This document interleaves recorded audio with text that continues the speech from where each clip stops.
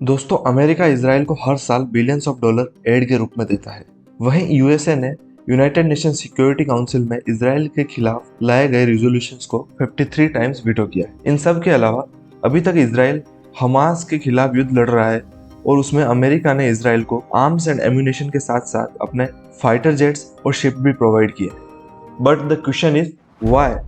Russia Ukraine war को around एक साल होने के बाद प्रेसिडेंट बाइडेन ने 2023 में यूक्रेन का दौरा किया। वहीं जब हमास ने इजराइल पर अटैक किया तो प्रेसिडेंट बाइडेन 10 दिन के अंदर इजराइल की यात्रा करते हैं। Again question is why? What is so special in Israel? क्या हमेशा से ही अमेरिका इजराइल स्ट्रॉन्ग एलाइज रहे हैं या फिर अमेरिका के कुछ जियोपॉलिटिकल इंटरेस्ट हैं जो सिर्फ इजराइल फुलफिल कर सकता है? दोस्तों, इस वीडियो में आगे बढ़ने से पहले मैं आपको बता दूं, मेरा नाम है प्रदीप और आप देख रहे हैं द लेटेस्ट।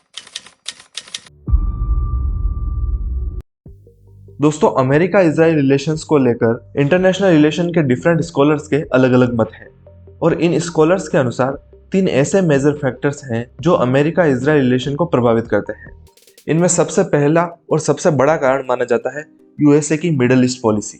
दोस्तों, आप सभी को पता है कि यूएसए अपने एनर्जी नीड्स के लिए मिडल ईस्ट पर डिपेंडेंट है और यूएसए ऐसा कभी नहीं चाहेगा कि मिडल ईस्ट में कॉन्फ्लिक्ट बढ़े और उनकी ऑयल सप्लाई बाधित हो। और इसी वजह से जब सेकेंड वर्ल्ड वॉर के बाद कोल्ड वॉर चल रहा था, उस ड्यूरिंग यूएसएसआर का मिडल ईस्ट में डोमिनेंस बढ़ने लगा तो यूएसए ने इजराइल को एक स्टेबिलाइजिंग फोर्स के रूप में एक्सेप्ट किया।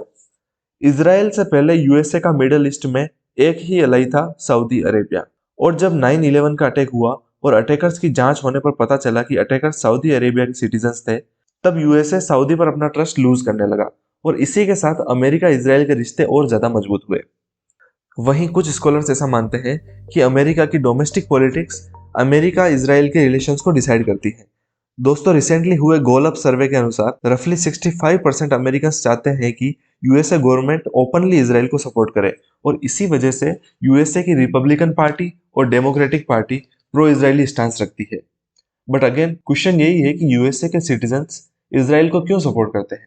तो इसका रीजन है अमेरिकन जूइश कम्युनिटी। इजराइल एक जूइश नेशन है और इजराइल के बाद सबसे ज्यादा ज्यूज यानी कि यहूदी अमेरिका में रहते हैं और लिटरली अमेरिका को ज्यूज कम्युनिटी ही चला रही है। और ऐसे कई ज्यूज पब्लिक फिगर्स हैं जिनको आप और मैं हम सब जानते हैं, जैसे कि Larry Page and Sergey Brin.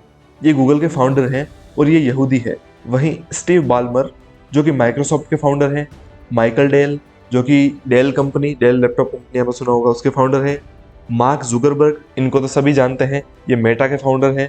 ये सभी यहूदी है और इनके अलावा आइंस्टाइन, नील बोर्स एंड फीमन जैसे साइंटिस्ट भी यहूदी थे।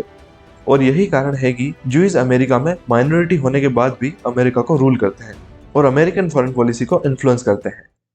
इन सभी कारणों के अलावा स्टीफन वॉल्ड एंड जॉन मार्शिमर नाम के 2 फेमस आईआर के स्कॉलर्स हैं। उनके अनुसार कुछ प्रो इजरायली लॉबीज काम करती है अमेरिका में और अमेरिकन फॉरेन पॉलिसी को ये इन्फ्लुएंस करती है। ऐसी ही एक ऑर्गेनाइजेशन है American Israel public affairs committee, जिसे AIPAC के नाम से भी जाना जाता है। AIPAC इलेक्शन कैंपेन्स में पार्टी को फंडिंग प्रोवाइड करती है और इसी वजह से American government pro Israeli stance लेती है।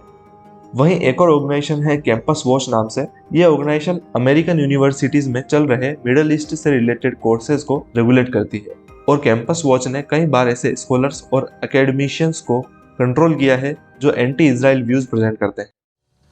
आई होप दोस्तों आपको इस वीडियो के माध्यम से अमेरिका इजराइल के रिलेशन को समझने में हेल्प मिली होगी और अगर वीडियो पसंद आया हो तो लाइक करें और चैनल को सब्सक्राइब करें for more such updates. Thanks for watching.